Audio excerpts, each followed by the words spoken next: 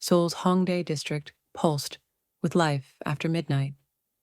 Neon signs bleeding color into rain-slicked streets. Bass thumping from underground clubs, artists and dreamers spilling onto sidewalks. Kemi Adeyemi loved it here.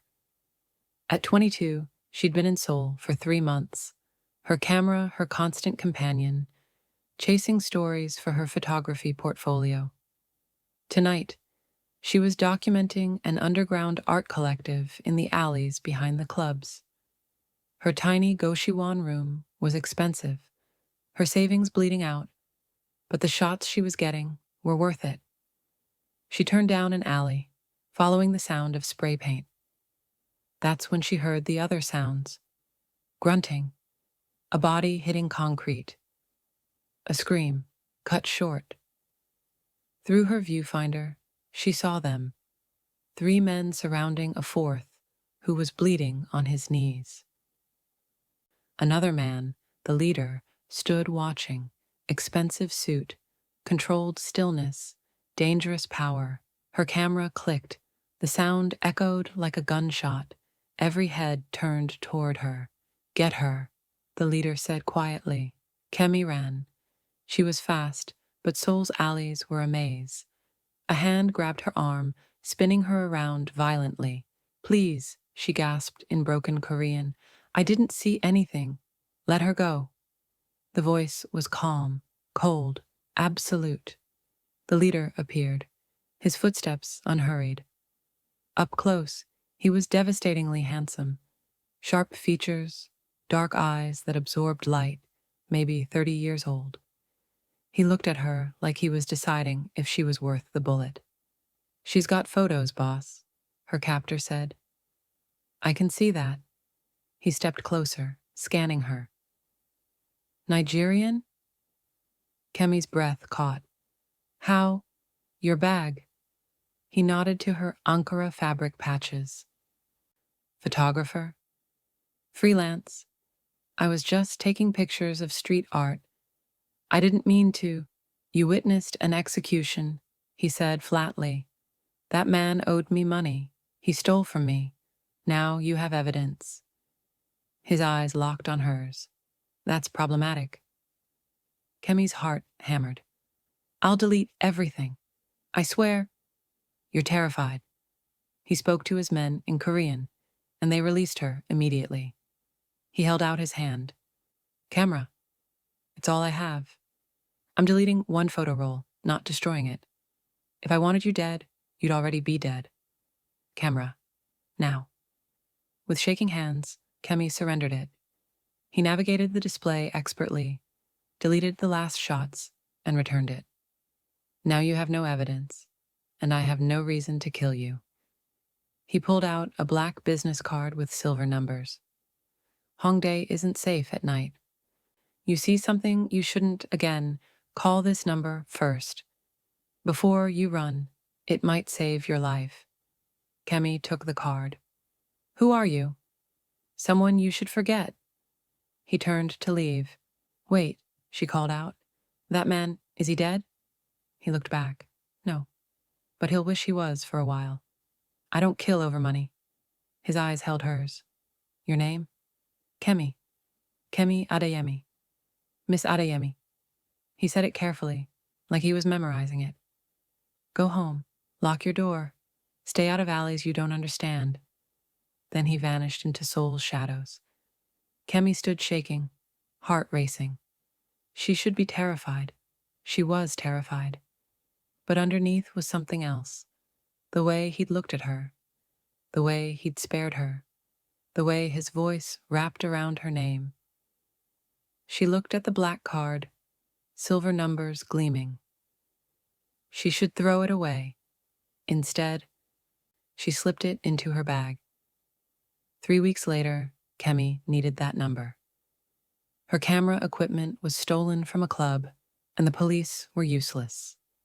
Desperate, broke, furious, she pulled out the black card she'd kept, despite every logical reason not to. Her hands shook as she dialed. He answered on the first ring. "I wondered if you'd call." That voice, Smooth, dangerous, unforgettable. My camera equipment was stolen, Kemi said. The police won't help. I don't know why I'm calling you, but where? She told him. He was silent for a moment. I'll handle it. Give me your address. I don't think... Your address, Miss Adeyemi. Unless you want to stay broke in Seoul. She gave it to him, then spent the next 4 hours pacing her tiny room, questioning her sanity. At midnight, her door buzzer rang. He stood there in all black, holding her camera bag. Everything was there. Camera, lenses, even her spare memory cards. How did you... I know who operates in Hongdae. They know not to touch what's mine. His eyes held hers. Consider it a return favor. You didn't go to the media about what you saw. I appreciate discretion. I'm not yours to protect, Kemi said, but her voice lacked conviction. No. He stepped closer, and suddenly her tiny room felt even smaller. But you could be. The air crackled between them. Dangerous. Electric. Impossible. I don't even know your name, Kemi whispered. Han Yohan. His eyes burned into hers. And I think you should have dinner with me, Kemi Adeyemi. She should say no. Should slam the door on this beautiful, dangerous man who returned stolen property like it was nothing. Instead, she heard herself say, when? His smile was slow, predatory, devastating. Tomorrow night, I'll pick you up at 8. Would you risk everything for a dangerous stranger who saved you? Let me know in the comments if you're already hooked and can't wait to see how this dangerous love story unfolds.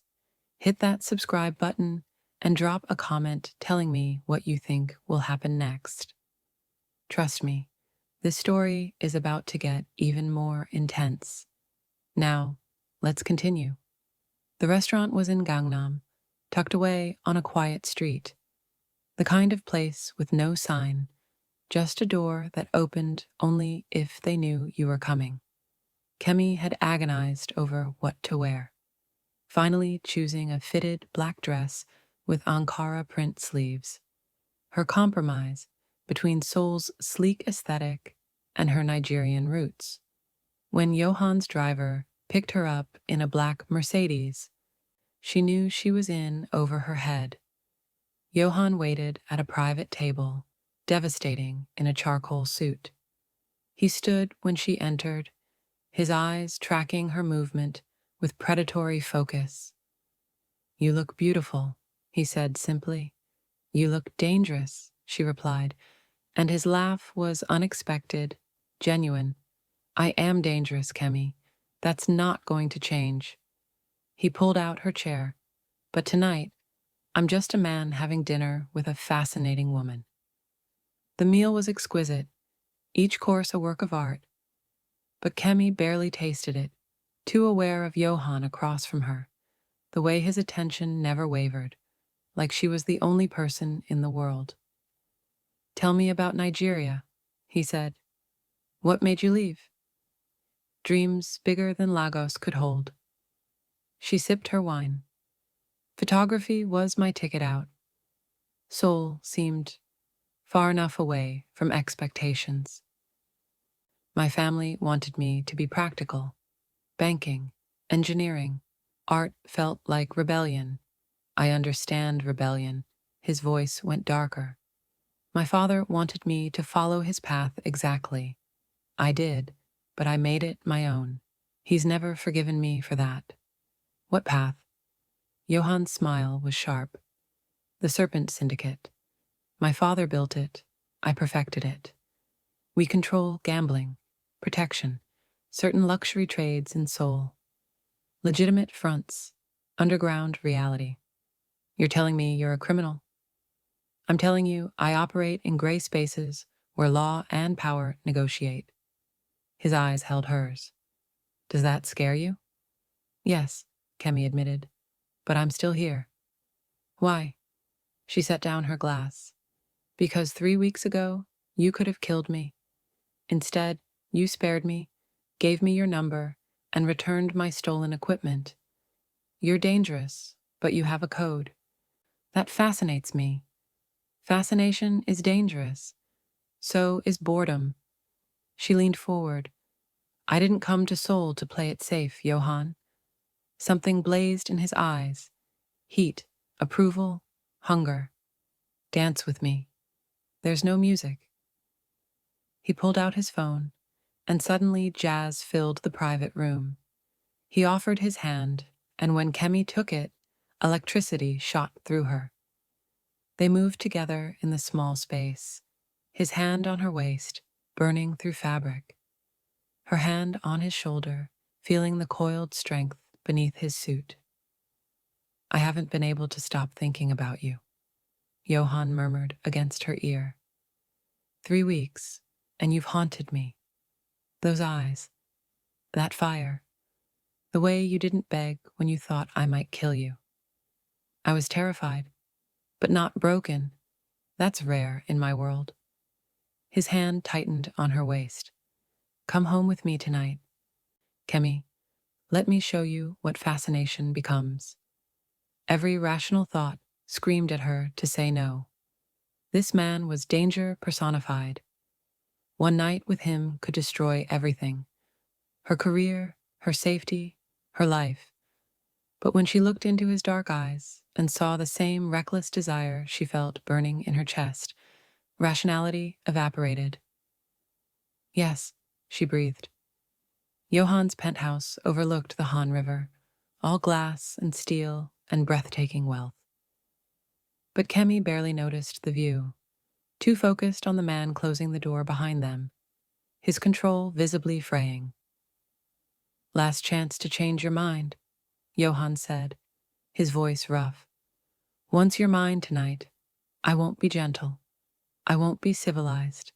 I'll take everything you're willing to give and demand more. Then stop talking, Kemi said, and take. He moved with lethal speed, backing her against the wall, his mouth claiming hers with a hunger that stole her breath. The kiss was possession, promise, and damnation all at once. His hands mapped her body like he was memorizing every curve, every gasp, every shudder. Beautiful, he growled against her neck. So damn beautiful. They barely made it to his bedroom. Clothes fell away, barriers crumbled, and when they finally came together, it was explosive. Passion and desperation, and something deeper, more dangerous than either wanted to name. Hours later, Kemi lay in Yohan's arms, her body deliciously sore, her mind spinning. His fingers traced patterns on her bare shoulder, surprisingly gentle. Stay, he murmured. Tomorrow, the next day, however long you want. Yohan, I know this is crazy. One dinner, one night. But I want more nights, Kemi. More of this. More of you. She turned to face him, seeing vulnerability beneath his dangerous exterior. Your world, I'll protect you from it. I swear. His hand cupped her face. Just don't run from me. Kemi kissed him, soft and sweet, and whispered, I won't run. She meant it in that moment. She had no idea that in 6 weeks she'd break that promise and vanish from his life completely, taking his children with her. 6 weeks of heaven. That's what Kemi would later call those stolen weeks with Yohan. He was obsessive, protective, demanding, but also tender in unexpected moments. Teaching her Korean over breakfast, introducing her to his world carefully, showing her the power he wielded with casual ease. Dae-jung, his right-hand man, watched her with suspicion initially, then grudging respect. Boss is different with you, he said one afternoon while Yohan was in a meeting. Lighter, haven't seen him like this since, well, ever. He's intense, Kemi admitted, That's one word for it. Obsessed is another. Daejung's expression turned serious. He cares about you. In our world, that's dangerous. People notice. People talk. The warning proved prophetic. Jiwoo appeared like a ghost from Yohan's past. Beautiful, cold, entitled. His ex-fiancée from an arranged match his father had orchestrated years ago, before Yohan took control of the syndicate. "So you're the Nigerian girl," Jiwoo said, looking Kemi up and down in Yohan's penthouse. "Exotic, I see the appeal. Jiwoo, leave." Yohan's voice was ice. "Now." "I came to warn you, actually. The Park Syndicate knows about her. They're planning something, using her to get to you." Just like before. Her eyes cut to Yohan. Just like what happened to— "Get out!" Yohan roared, and Jiwoo left with a satisfied smile. Later, Kemi confronted him. "Who did the Park Syndicate hurt before?" Yohan's face was stone. "My sister, 10 years ago. They kidnapped her to leverage me. By the time we found her—" His voice broke. "She survived, but she's never been the same. Lives in Switzerland now, in a facility. I visit once a year, and she barely recognizes me." Kemi's heart shattered for him. "Yohan, this is why I don't let people in, Kemi. Everyone I care about becomes a target." He pulled her close desperately. "But I can't let you go. I'll protect you. I swear it." She believed him. Until 2 weeks later, when she missed her period, and the pregnancy test showed 2 pink lines. Twins. She was carrying twins. Kemi sat in her bathroom. She still kept her Goshiwon room, despite staying at Yohan's most nights, and felt her world tilt. She was 22, barely surviving financially, in a foreign country, pregnant by a Mafia boss whose enemies used loved ones as weapons. That night, she returned to the penthouse, intending to tell him. Instead, she found chaos, blood on the marble floors. Daejung wounded, Yohan on the phone, barking orders with cold fury. "What happened?" Kemi gasped. "The Park Syndicate hit one of our operations, killed 3 of my men." Yohan's eyes were empty, terrifying. "They're escalating. This is war now." Kemi watched him transform into someone she barely recognized. The ruthless Mafia boss, not the tender lover. And she understood with crushing clarity. Her children would grow up in this violence, would become targets, would live in constant danger, unless she removed them from this world completely. That night, while Yohan slept fitfully beside her, Kemi made her choice. She packed 1 bag with essentials, left her key on his nightstand, and walked out at 4 a.m. No note, no explanation, just gone. She couldn't risk telling him about the babies. He'd never let her leave, and his protection would paint targets on their backs forever.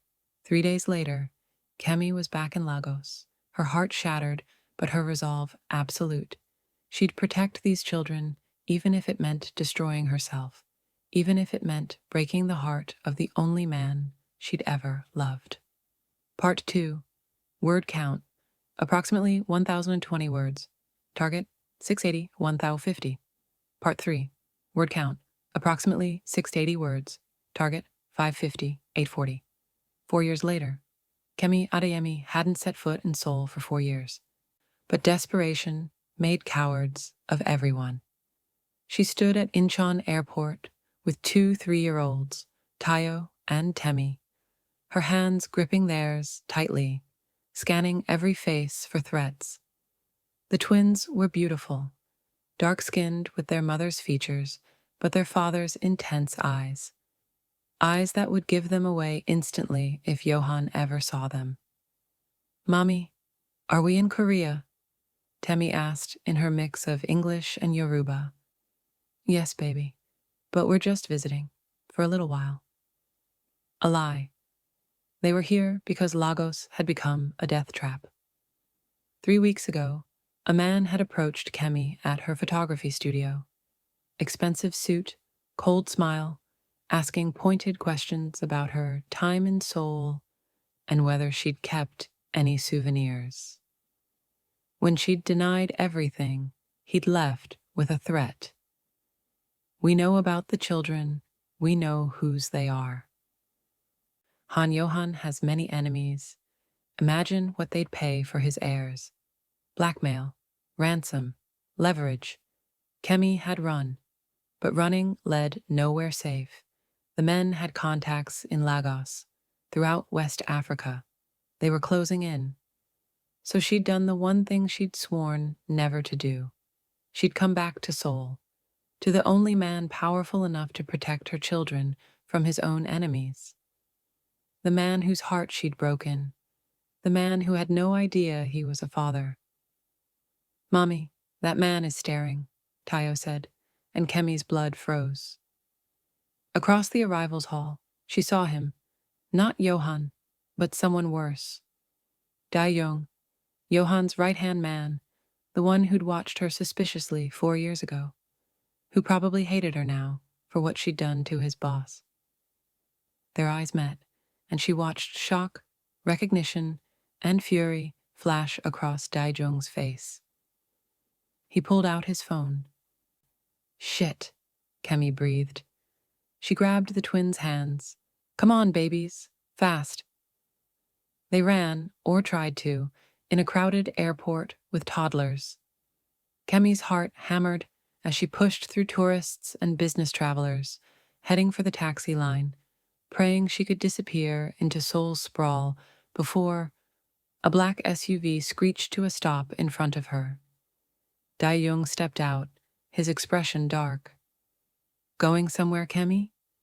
"Please," she gasped. "Not here. Not in front of... The boss has been looking for you for 4 years." Dae-jung's eyes dropped to the twins, widened impossibly. "Holy shit, Kemi, are those... Please." Tears streamed down her face. "I'll explain everything. Just... Not here, they're scared." Dae-jung looked at Tayo and Temi, both crying now, clinging to their mother, and his expression softened fractionally. "Get in the car. All of you. Where are you taking us? Where do you think?" His voice was hard. "To Yohan. And you'd better have one hell of an explanation, because when he sees those kids..." He shook his head. "You just started a war, Kemi. And you're right in the middle of it." The drive to Yohan's penthouse felt like a death march. Kemi held both twins, whispering reassurances she didn't believe, while Dae-jung drove in tense silence. Seoul looked both familiar and foreign, more developed, more dangerous, every shadow hiding potential threats. Does he hate me?" Kemi finally asked. Dae-jung's laugh was bitter. "Hate you? Kemi, he tore apart Seoul looking for you. Spent millions on investigators. Checked every flight manifest, every hospital, every lead. For 6 months, he was barely human. Then he just went cold. Built walls so high nothing could touch him. I had to leave. Yeah?" Dae-jung's eyes met hers in the rearview mirror. "Well, you're about to explain exactly why. And those kids..." His voice cracked. "He deserved to know, Kemi." "I know," she whispered. "I know." The penthouse looked exactly the same. Glass and steel overlooking the Han River. Beautiful and cold. Dae-jung led them up through private elevators, the twins clinging to Kemi, sensing her terror. "Wait here," Dae-jung said, leaving them in the foyer. "I'll tell him you're here first. Give him a minute to prepare." But Kemi heard the explosion anyway. "What?"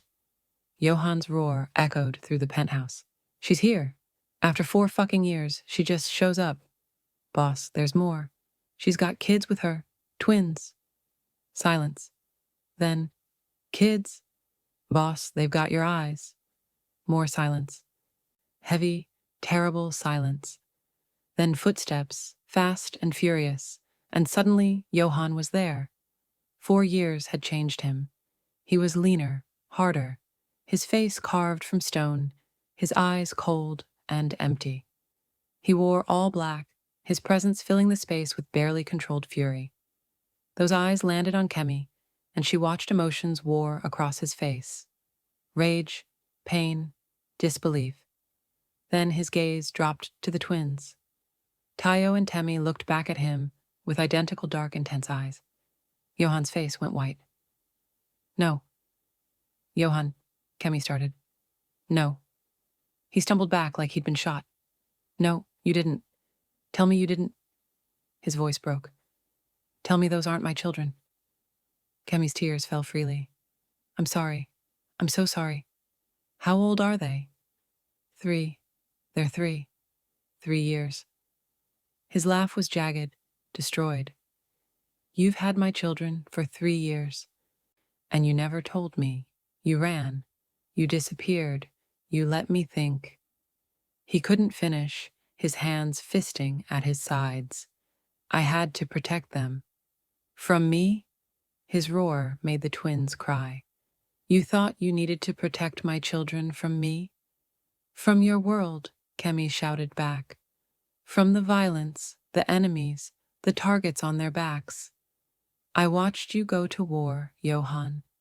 I saw what they did to your sister. I couldn't, her voice broke. I couldn't let that happen to our babies. Yohan stared at her, his chest heaving, his eyes devastated. Then he looked at Tayo and Temi again, really looked at them, and something cracked in his expression. What are their names? He whispered. Tayo and Temi. He's Tayo, she's Temi. Nigerian names. They should know their heritage. He took a shaky step toward them, and Kemi held her breath.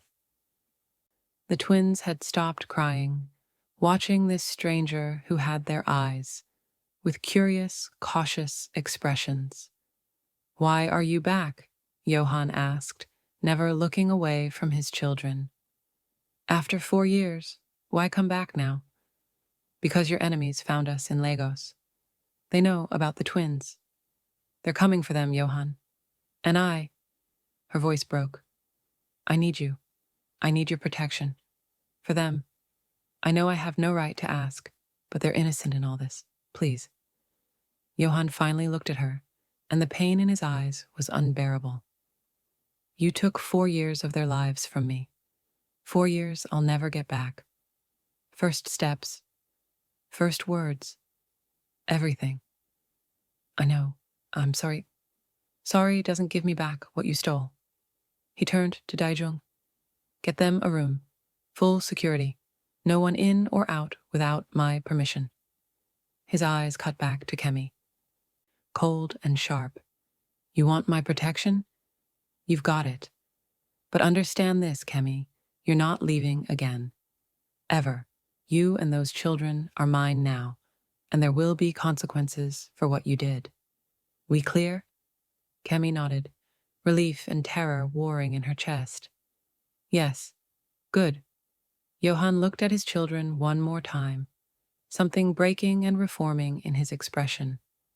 Welcome home, all of you.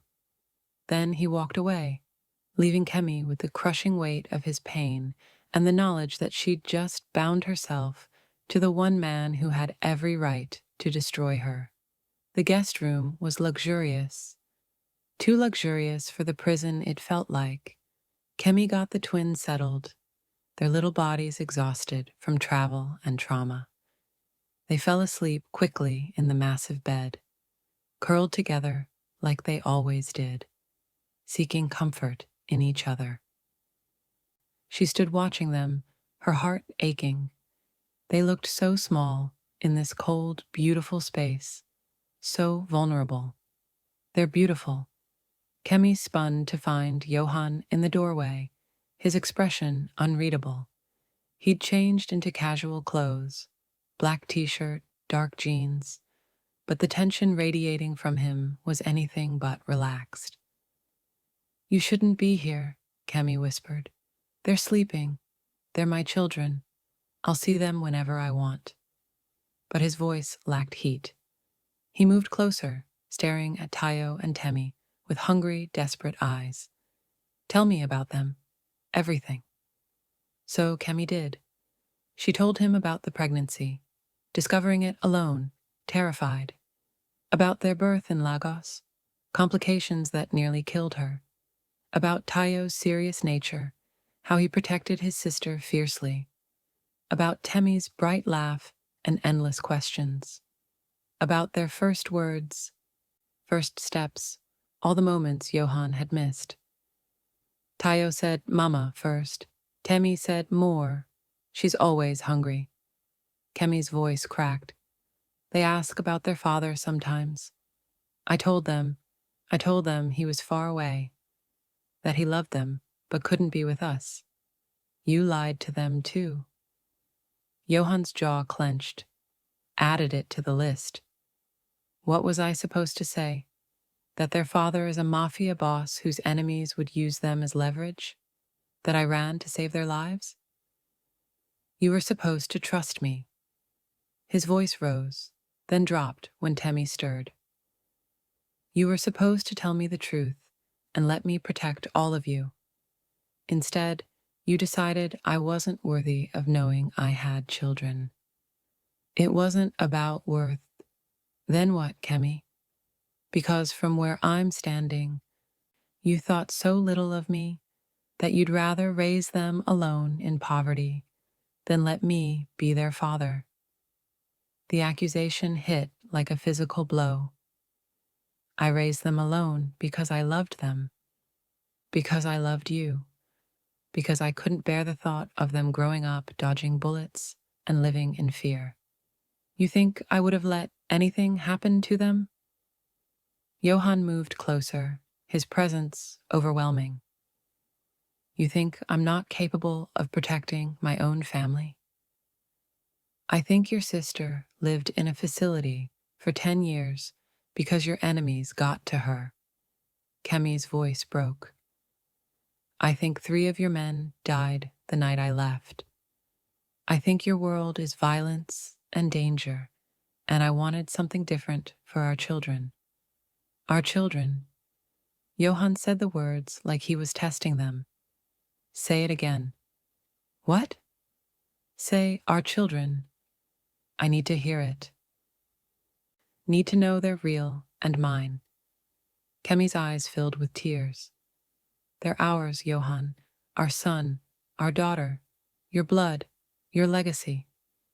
Something crumbled in his expression, all that cold fury melting into raw, devastating vulnerability. "I have children," he whispered. "I'm a father." "Yes." "And you kept them from me for 3 years." "Yes." "I should hate you for that." He stepped closer until they were inches apart. "I spent 4 years trying to hate you, Kemi. Trying to erase you from my mind, my heart, my soul. It didn't work. And now you're here with proof of what we made together. And I—" His hand came up, trembling, hovering near her face. "I don't know whether to destroy you or never let you go. Johan, I missed everything. Their first breath, their first cry, every milestone." His voice cracked. "You stole that from me. From them. They deserved to know their father." "I know." Kemi's tears fell freely. "I know, and I'm sorry. I was scared and alone and making impossible choices. I thought I was protecting them. I thought you thought wrong." His hand finally touched her face, his thumb catching her tears. "But you're here now. And those men who threatened you, they're dead by morning. I'll burn down anyone who tries to touch my family." The possessiveness in his voice should have terrified her. Instead, it felt like safety. "What happens now?" Kemi whispered. "Now?" Johan's eyes burned into hers. Now you tell me everything, every threat, every name, every detail. Then I eliminate the problem, permanently. And after, we figure out how to be a family. Because like I said, you're not leaving. Not you, not them. You're mine, Kemi. You've always been mine. The fact that you carried my children just makes it official. I'm not your possession. No, you're the mother of my children. That's more binding than marriage, more permanent than any vow. His forehead rested against hers. I'm furious with you, betrayed, hurt, destroyed by what you did. But I also. He stopped, struggling with words. I never stopped. Not once in 4 years. You need to understand that. Kemi understood. She'd never stopped either, no matter how hard she'd tried. I need time, she said. The twins need time. They don't know you. You're a stranger to them. Then I'll make them know me. Determination hardened his features. I'll be whatever they need, whatever you all need, but I won't be shut out again. Before Kemi could respond, Temi whimpered in her sleep. Both adults turned immediately, parental instinct taking over. Yohan moved before Kemi could, sitting gently on the bed beside his daughter. Hey, he murmured softly, his voice transformed. You're safe. I've got you. Temi's eyes fluttered open, focused on Yohan's face, and widened. You have my eyes. Yohan's breath caught. You have mine. Are you the faraway daddy? Her 3-year-old voice was sleepy, confused. Kemi watched Yohan's face crumble and rebuild in seconds. Yes, I'm your father, and I'm not far away anymore. Okay. Temi reached for his hand, trusting in the way only children can. Stay. Forever, Yohan promised, his voice wrecked. I'll stay forever. 3 days passed in strange, tense domesticity. Yohan worked from the penthouse, conducting business while learning to be a father. He was awkward at first, too intense, too formal, but the twins adapted with remarkable ease. Tayo watched him with serious, assessing eyes, slowly warming. Temi attached herself immediately, sensing the fierce protection radiating from this man who had her eyes. Kemi watched it unfold with a mixture of relief and heartbreak.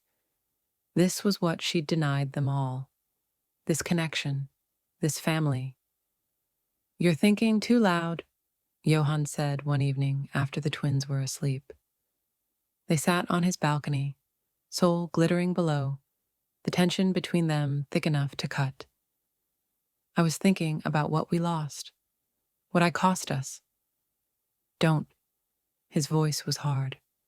We can't change the past. We can only move forward. How? How do we move forward when I hurt you so badly? Yohan was quiet for a long moment. You want honesty? I wake up angry every morning. Angry that I missed 3 years. Angry that you didn't trust me. Angry that I still... He stopped, jaw clenched. But then I see them. Tayo's serious face, Temi's laugh, and I think about losing them before I even knew they existed. That's worse than missing 3 years. That's unbearable. Yohan, the men who threatened you in Lagos. They're handled. Daijung confirmed it this morning. The threat is eliminated. Relief flooded through Kemi. Thank you. Don't thank me for protecting my children. His eyes cut to hers. But now we need to talk about what happens next. You can't go back to Lagos. My enemies know about the twins now. Running won't work again. I know. So you stay. Here. Permanently. As what? Your prisoner? Your obligation? As my family? He turned to face her fully. I'm not asking you to love me again, Kemi. That ship probably sailed 4 years ago. But those children need both parents. Stable, present, united. Can we do that? Can we put aside our history and build something for them? It was the most vulnerable she'd seen him since her return. The great Han Yohan, asking instead of demanding. Yes, Kemi said. For them, yes. Something flickered in his eyes. Disappointment, maybe? But he nodded. Then we start tomorrow. I'll introduce them to my world properly. Protected. Safe. And you, his gaze intensified. You'll learn to trust me again, even if it takes years. And if I can't, then we'll be the best co-parents Seoul's underground has ever seen. His smile was sad. But Kemi, I think you still feel it too. That pull, that fire, it didn't die. It's been waiting.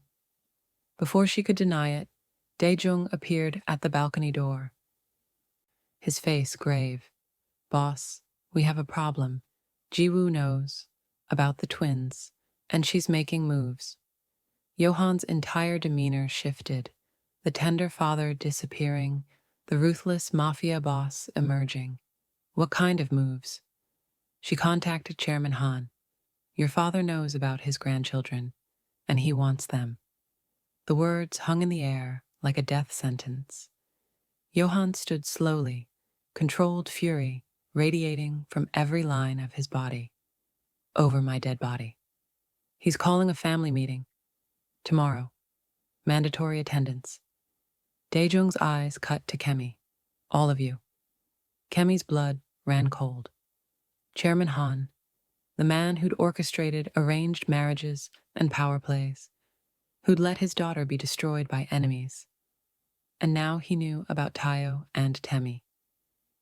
What does he want? Kemi whispered. What he always wants, Yohan said darkly. Control. Legacy. Heirs he can mold. His hand found hers, gripping tightly.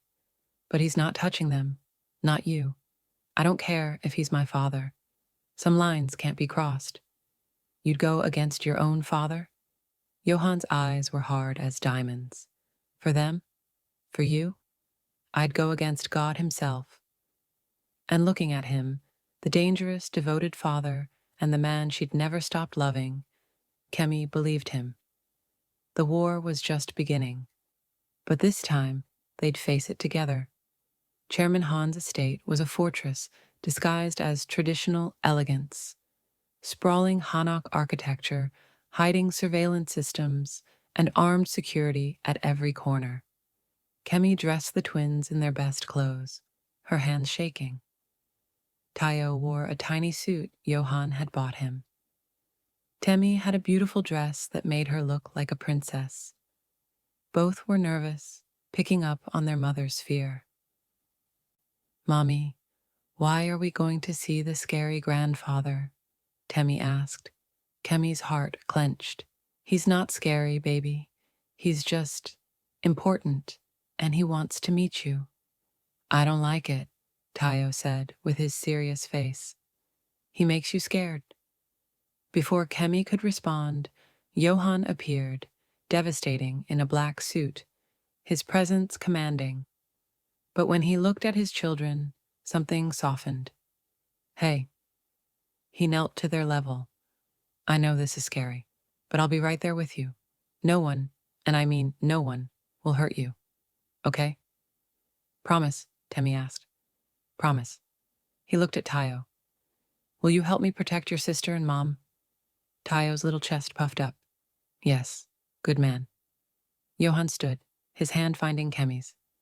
Together, all of us. The drive was tense. Daejung navigated Seoul's traffic, while Yohan made call after call, positioning his pieces for whatever was coming. Jiwoo's betrayal had been strategic. She knew bringing Chairman Han into this would force Yohan's hand. What does your father want? Kemi asked quietly. Control over the syndicate's future. The twins are direct heirs. His bloodline, his legacy. He'll try to take them from us, raise them his way. Over my dead body, Johan's smile was grim. That's my line, but I appreciate the sentiment. Chairman Han waited in his formal receiving room, flanked by advisors and family elders. He was in his 60s, still powerful, with Johan's sharp features aged into something harder, colder. Jiwoo stood beside him, elegant and smug. Johan, Chairman Han's voice was ice. You've been keeping secrets. Family business, Johan replied coolly. Not syndicate business. When it involves my grandchildren, it's both. The old man's eyes moved to the twins, assessing, calculating. Bring them here. No. Johan's voice was flat. Excuse me? I said no. They stay with their mother. You want to meet them, you do it on our terms. The room went silent. Challenging Chairman Han was dangerous, even for his son. You dare defy me? The old man's fury was controlled but lethal. I built this empire. These children carry my blood. I have rights. You have nothing, Johan cut him off. You abandoned your daughter when she needed you. Let her be destroyed by our enemies because protecting her was inconvenient. You think I'll let you near my children after that? Your sister was weak. My sister was innocent. Johan's roar made Temi whimper. He immediately softened, pulling his daughter close. Sorry, baby. I'm sorry. Chairman Han watched the interaction, something calculating in his expression. You've gone soft. Fatherhood has made you weak. No. Kemi stepped forward, surprising everyone, including herself. Fatherhood has made him stronger, given him something worth protecting beyond power and money. That terrifies you because you don't understand it. And who are you to speak here? Jiwoo sneered. Some Nigerian nobody who trapped him with children? Watch your mouth, Johan said quietly, dangerously. That's the mother of my children. Show respect or leave. Chairman Han studied Kemi with new interest. You have fire. I see why my son is obsessed. But fire without discipline is just destruction. He leaned forward. Here's my proposal. The children stay in Seoul, raised in the Han tradition. You and Johan marry properly. Legitimate heirs need legitimate parents. In exchange, I ensure your safety and theirs. And if we refuse, Kemi asked, then you're on your own. No family protection, no syndicate resources. And when the vultures circle, and they will, don't come crying to me. We don't need you, Johan said. Don't you? Chairman Han's smile was cold. The park syndicate is already moving. They know about the twins. So does the Chinese organization. You think you can protect them alone? You're good, Johan, but you're not that good. The words hit their target.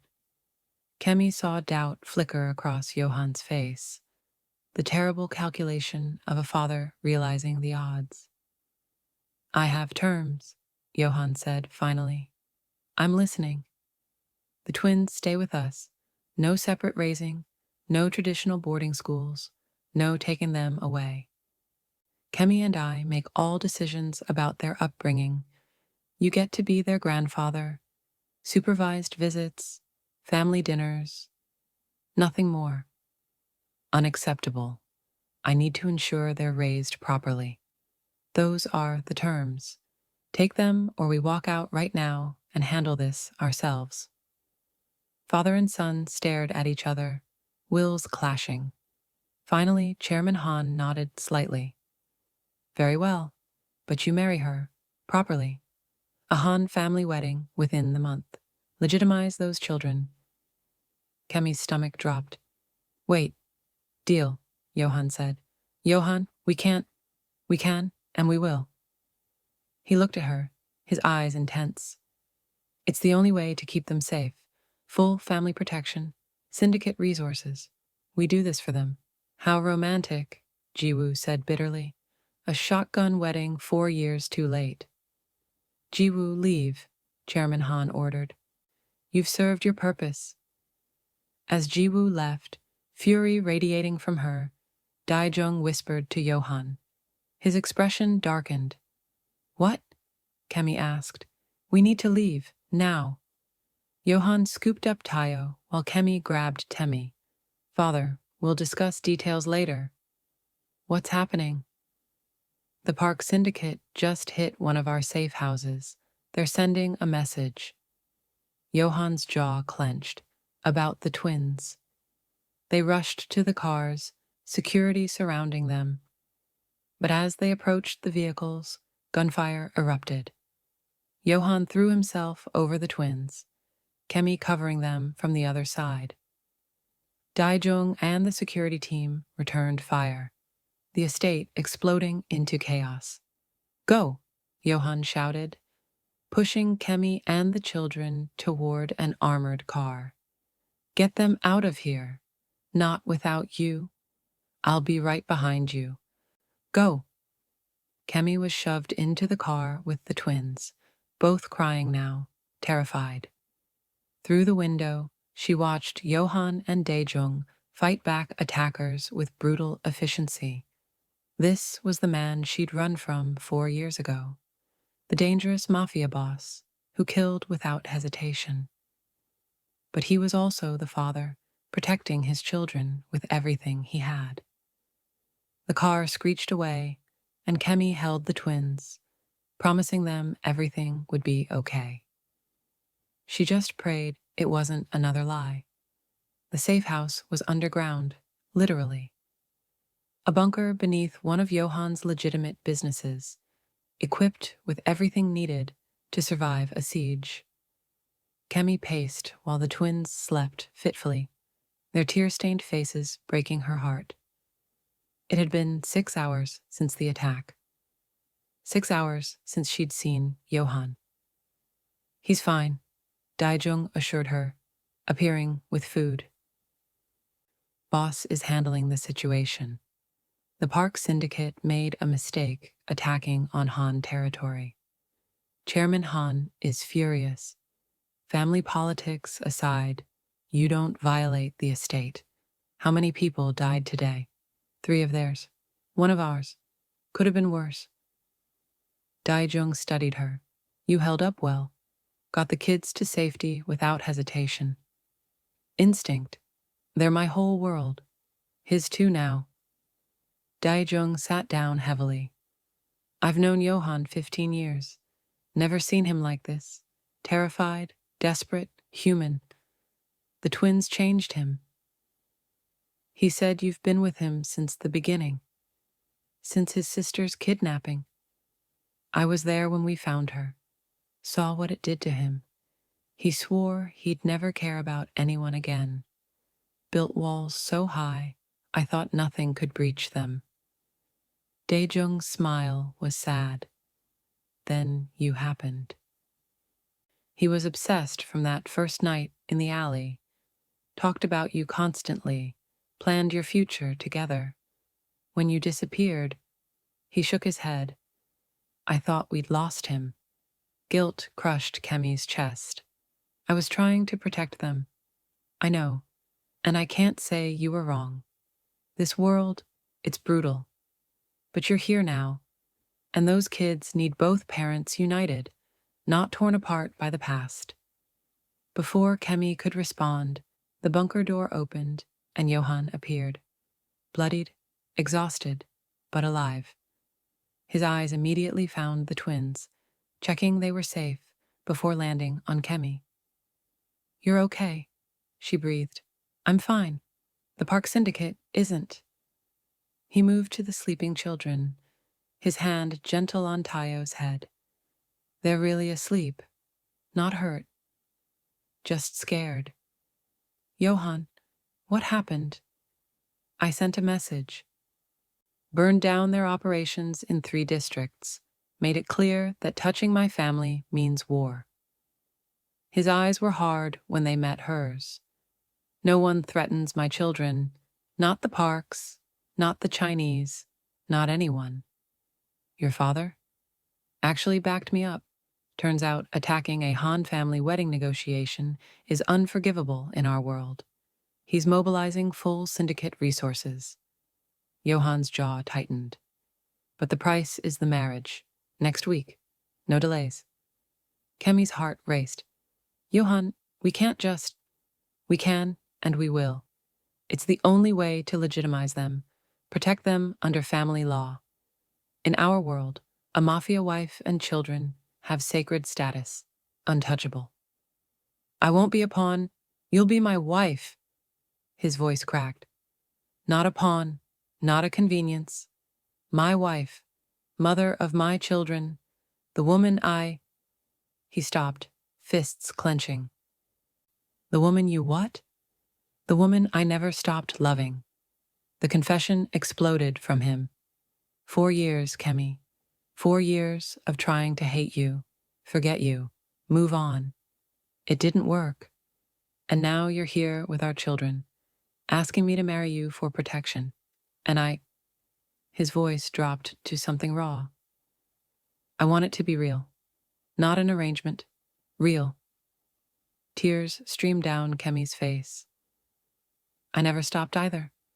Not once. But I don't know if love is enough when our worlds are this different. Then let's build a new world. Together. For them. He pulled her close, his forehead against hers. Marry me. Not because you have to. Because you choose to. Choose us. Choose this family. What if I choose wrong again? What if... Then we'll handle it together. No more running. No more secrets. Just us. Figuring it out as we go. His hand cupped her face. I love you, Kemi Adeyemi. I love our children. And I'll spend the rest of my life proving you can trust me with all of you. Kemi looked at the sleeping twins. Innocent, beautiful, deserving of safety and love. Then at Yohan, dangerous, devoted, offering her everything. Okay, she whispered. Yes, I'll marry you. For real this time. His kiss was desperate, claiming full of 4 years of longing. When they broke apart, both breathing hard, Yohan's smile was the first genuine one she'd seen since returning. 1 week, you, me, and the twins. A family. Finally. 1 week, she agreed. Neither saw Jiwoo watching through security cameras, her face twisted with fury. Neither knew she'd just made a deal with the Park syndicate's new leader, a deal that would destroy them all. The calm before the storm was ending, and the real war was about to begin. The wedding preparations happened at breakneck speed, a blend of Korean and Nigerian traditions that should have been beautiful but felt like preparing for battle, because it was. Intel confirms Jiwoo met with Park Min-sok. Daejung reported 3 days before the wedding. The new Park syndicate leader. They're planning something big. Yohan stood at the penthouse windows, Tayo in his arms. His son had become his shadow, following him everywhere, soaking up every moment with the father he'd just discovered. Let them plan, Yohan said quietly. We'll be ready. Boss, maybe we should postpone? No. Yohan's voice was steel. The wedding happens. I'm not giving them the satisfaction of disrupting it. And I'm not waiting another day to make Kemi my wife legally. Kemi appeared from the bedroom where she'd been helping Temi with her flower girl dress. You're using us as bait. I'm protecting what's mine, Yohan corrected, and making a statement. The Han family doesn't hide. We don't run. His eyes found hers. Not anymore. The words were pointed, and Kemi felt them like a blade. I did what I thought was right. I know, but running time is over. We face this together or not at all. The next 2 days were a blur of security preparations, disguised as wedding planning. The venue, a luxury hotel in Gangnam, was transformed into a fortress. Every guest vetted, every entrance monitored. Armed security hidden among catering staff. Chairman Han arrived with his own contingent, his expression unreadable as he met his grandchildren properly for the first time. "Grandfather," Temi said carefully, the word strange in her mouth. The old man's face cracked slightly. "You look like your father, both of you. Strong Han blood." "We're also Nigerian," Tayo said, with his serious face. "Mommy says we're both, not just one." "Smart boy." Chairman Han's respect was grudging but real. "Your mother is wise, more than I gave her credit for." He looked at Kemi. "You could have stayed away, could have kept them hidden forever. Coming back took courage." "Coming back was survival," Kemi corrected. "Your son's enemies found us. And you ran to him for protection. That was wisdom." The old man studied her. "I misjudged you. You're not a weakness. You're a weapon. One my son will wield well." It wasn't exactly approval, but it was acknowledgement. Kemi would take it. The wedding morning dawned clear and cold. Kemi wore a dress that was a masterpiece, white silk with gold Ankara accents, traditional Korean elements, blended seamlessly with Nigerian design. Her natural hair was styled in elegant braids, woven with gold thread. Blessing appeared via video call, crying happy tears from Lagos. "My sister, marrying a Mafia king. Mama would be so confused and so proud." "I'm terrified," Kemi admitted. "Good. Marriage should terrify you. It means you care." Blessing's face grew serious. "But sis, are you sure? This man, this world, can you really survive it?" "I don't have a choice. Our children need protection." "That's not what I asked. Can you survive? Can you be happy?" Kemi looked at herself in the mirror, a woman transformed from the frightened photographer who'd run 4 years ago into someone stronger, harder, ready to fight for her family. "Yes," she said with certainty. "I can. I will." The ceremony was beautiful, a blend of traditions that honored both their worlds. Yohan wore a fusion suit, Korean tailoring with Ankara fabric accents that matched Kemi's dress. The twins were perfection. Tayo serious in his little suit, Temi dropping flower petals with dramatic flair. As Kemi walked down the aisle, she saw Yohan's face transform, cold mafia boss melting into a man witnessing a miracle. His eyes never left hers, shining with emotion he didn't bother hiding. "You're stunning," he murmured when she reached him. "You're not so bad yourself," she whispered back. The vows were traditional with personal touches. When Yohan promised to protect, honor, and cherish her and their children, his voice broke. When Kemi promised to stand beside him through darkness and light, tears streamed down her face. "I now pronounce you husband and wife," the officiant said. "You may—" The explosion rocked the building. Screams erupted as the far wall burst inward, armed men pouring through. Park syndicate fighters, dozens of them, weapons drawn. Yohan moved with lethal speed, shoving Kemi and the twins behind him while pulling a gun from beneath his jacket. Daejung and the security team engaged immediately, the beautiful venue transforming into a war zone. "Get them out," Yohan roared at Daejung. "Not without you," Kemi started. "Go, protect our children." His eyes burned into hers. "Trust me. I'll come back to you. I promise." Chairman Han appeared, his own weapon drawn, decades of rust falling away to reveal the warrior he'd once been. "Take the back exit. My men will cover you."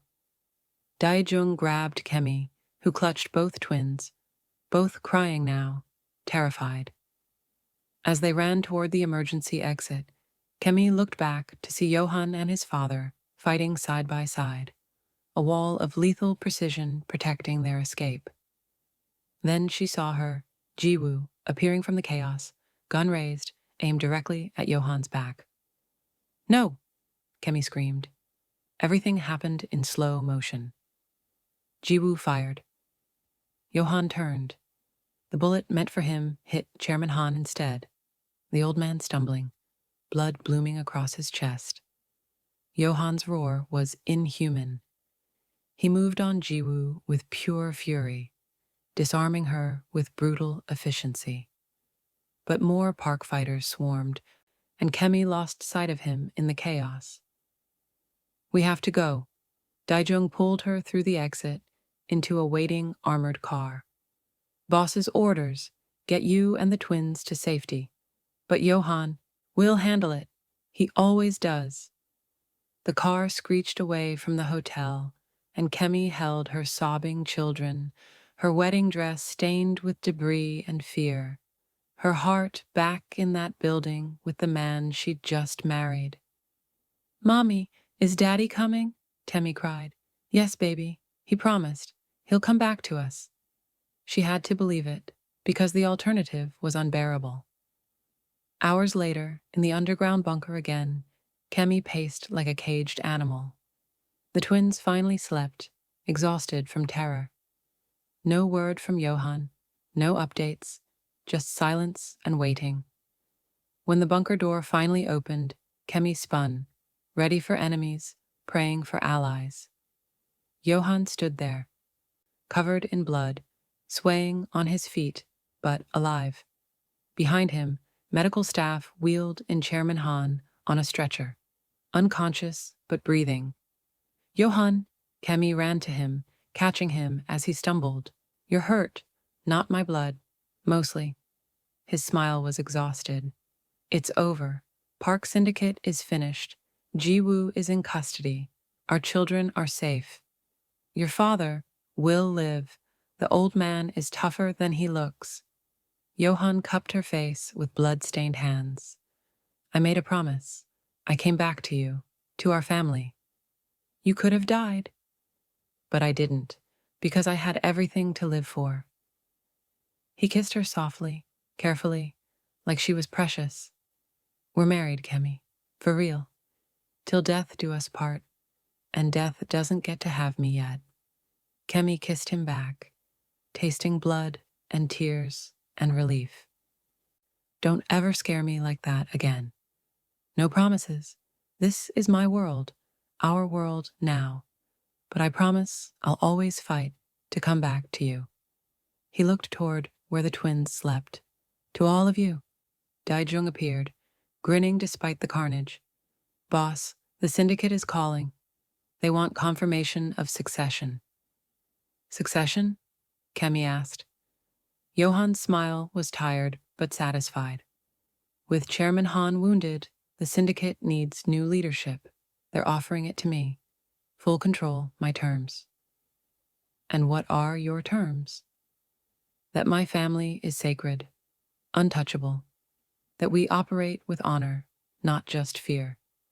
That my children grow up protected, but not imprisoned by this world." His eyes met hers. "That my wife is my equal partner in everything. The syndicate will never accept. They will. Because I just proved what happens when you threaten a Han, and because my father, before he passed out, gave his blessing."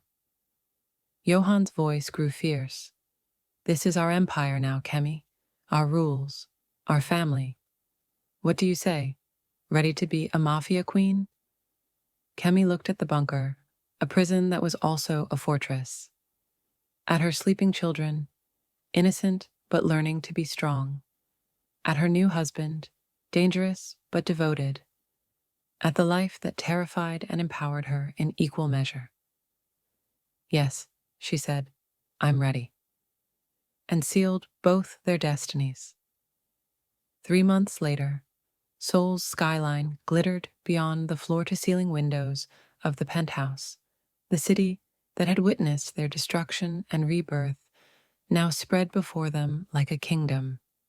Kemi stood at those windows, watching Johan teach Tayo basic self-defense moves in the living room, while Temi directed the whole operation like a tiny general. Her children's laughter filled the space, real, joyful, safe. So much had changed. Chairman Han had survived, though his recovery was slow. The experience had softened him somehow. He visited weekly now, bringing gifts for the twins, actually listening when Kemi spoke about their upbringing. He'd even started learning Yoruba phrases to communicate with his grandchildren.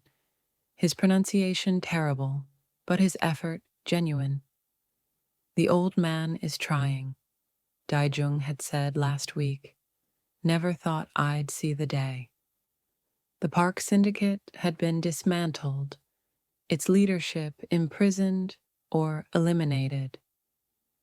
Jiwoo was serving 20 years for attempted murder and conspiracy.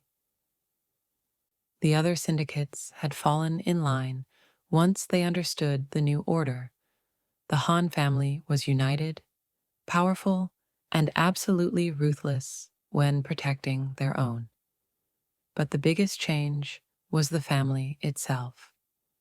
Johan had restructured the Serpent Syndicate with Kemi's input, cleaning up the most dangerous operations, focusing on legitimate businesses that could support the underground work without excessive risk.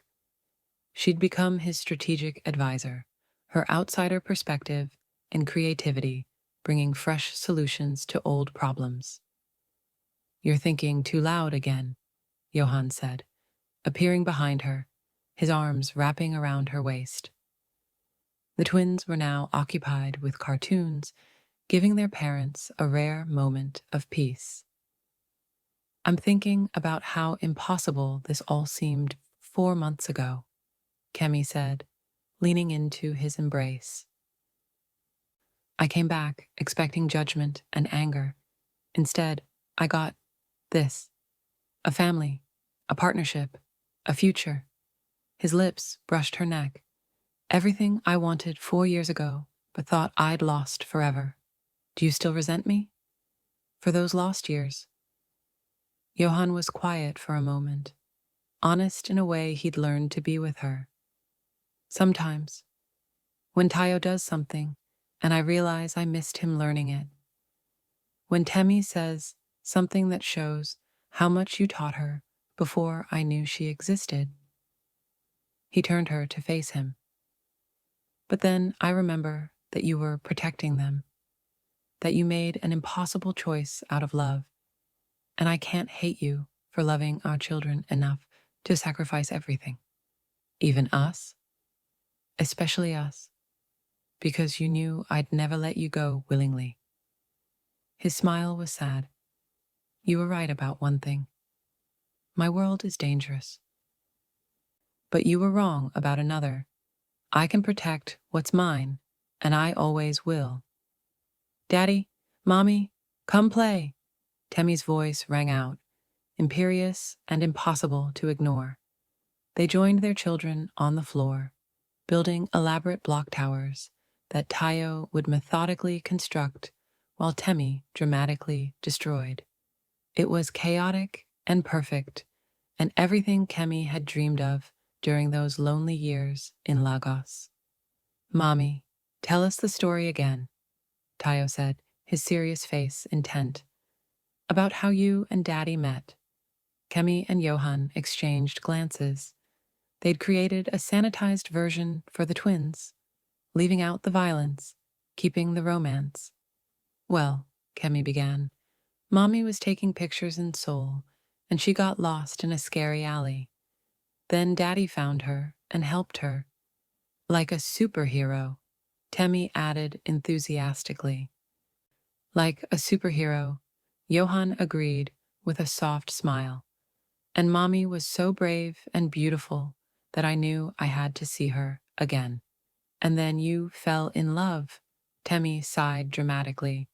And then we fell in love, Kemi confirmed, her eyes meeting Johan's, even though it was complicated and scary sometimes.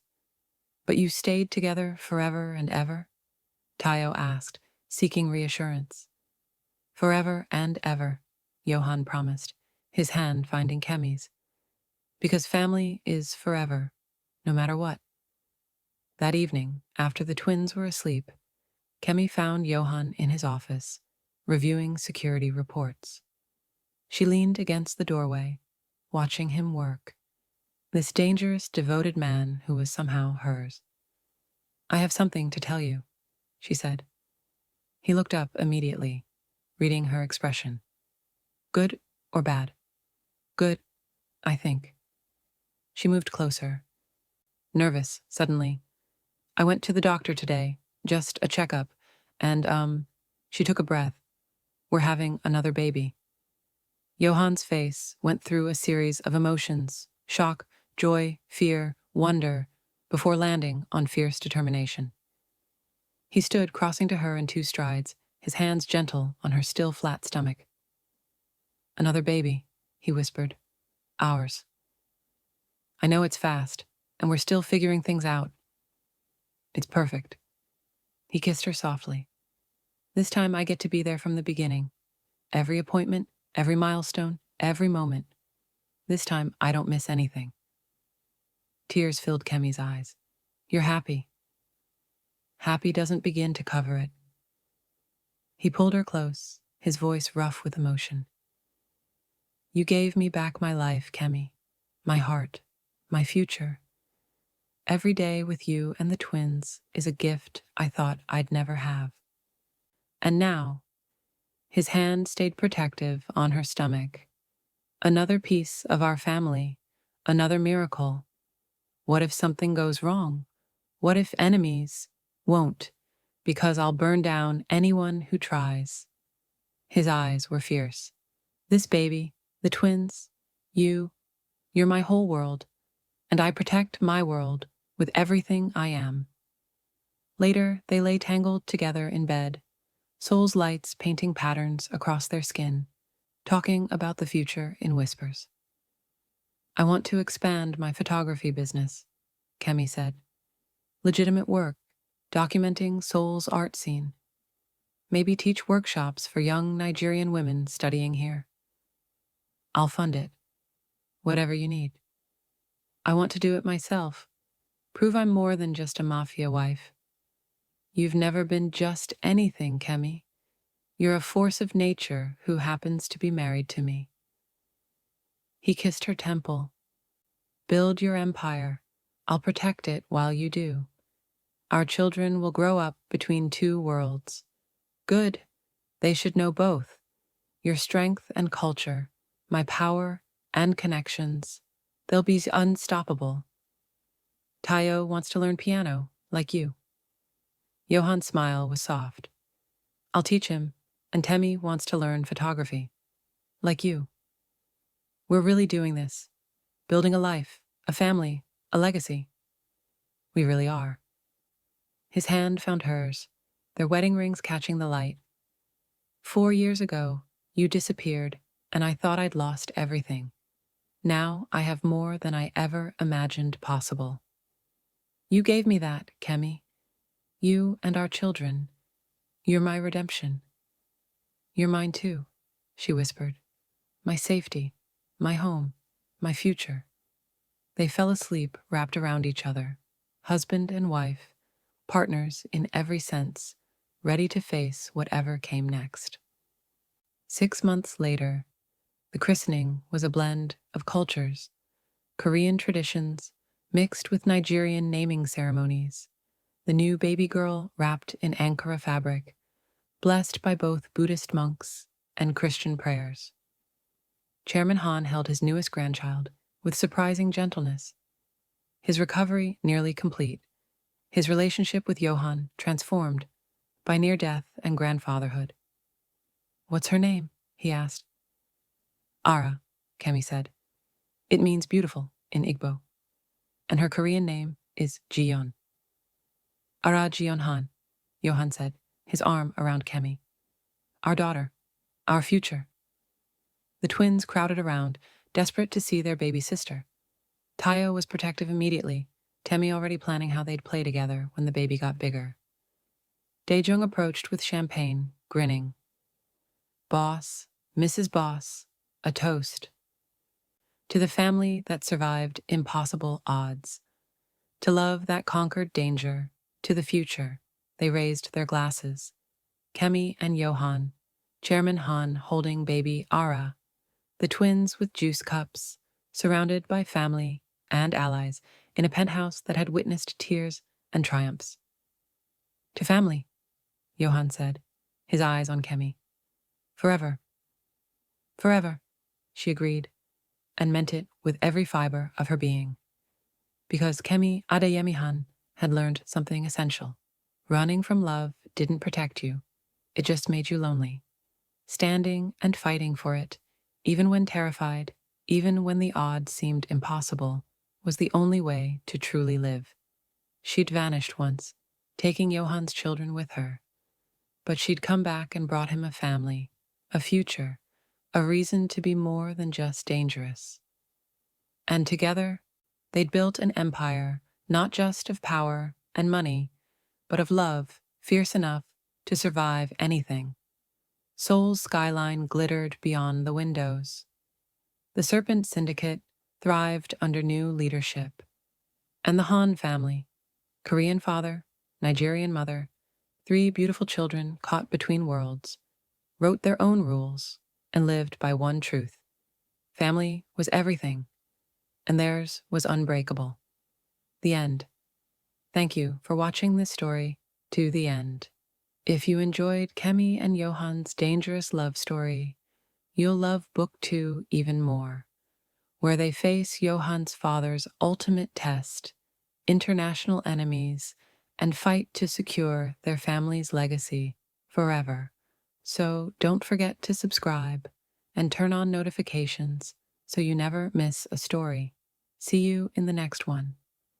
Would you run from love to protect your children or fight for the family you deserve? Have you ever had to choose between safety and happiness? Drop your thoughts in the comments below.